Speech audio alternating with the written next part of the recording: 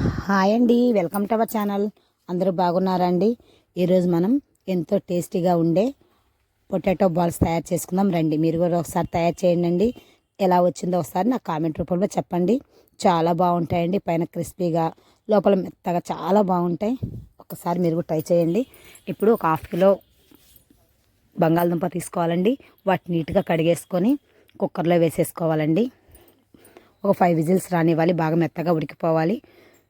Okay అండి, చూసారా మెత్తగా ఉడికిపోయాయి. ఇప్పుడు వాటి మీద పొట్టు మొత్తం ఒలుచుకోవాలి. మొత్తం ఒలిచేసి పక్కన పెట్టేసుకొని వాటిని అలా స్మాష్ చేసుకోవాలండి. కొంచెం కూడా గుల్లగా ఉండకుండా మెత్తటి పేస్ట్లా తయారు చేసుకోవాలి. ఓకే అండి, అది మొత్తం అలా చేసిన తర్వాత ఒక 2 స్పూన్స్ వచ్చేసి కార్న్ఫ్లోర్ వేసుకోవాలి. 1 స్పూన్ వచ్చేసి రైస్ ఫ్లోర్ వేసుకోవాలి. ఒక అర స్పూన్ వచ్చేసి ఎండుకారం అండి. ఓకే, 1 స్పూన్ వచ్చేసి సాల్ట్ వేసుకోవాలి. 1 అర స్పూన్ వచ్చేసి చాట్ మసాలా వేసుకోవాలి. చాట్ మసాలా వేయడం వల్ల ఫ్లేవర్ చాలా బాగుంటుందండి.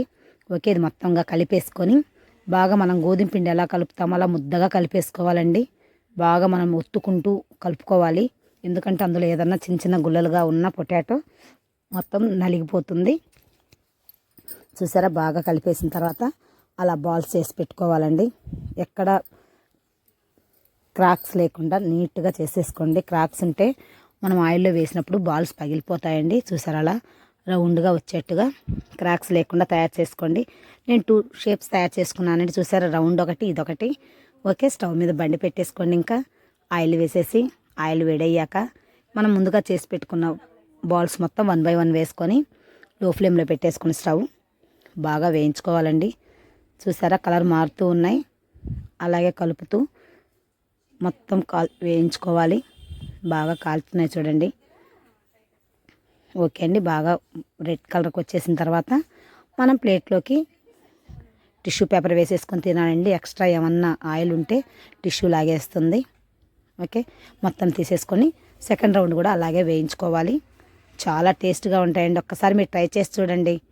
ఓకే, అలా వేసేసుకొని మొత్తం వేగిన తర్వాత మొత్తం మన ప్లేట్లో తీసేసుకోవడమేనండి. ఇది సాస్లతో చాలా బాగుంటుంది. కచప్ కానీ సాస్ కానీ ఏదైనా చాలా బాగుంటుందండి. ఒకసారి మీరు ట్రై చేసి చూడండి.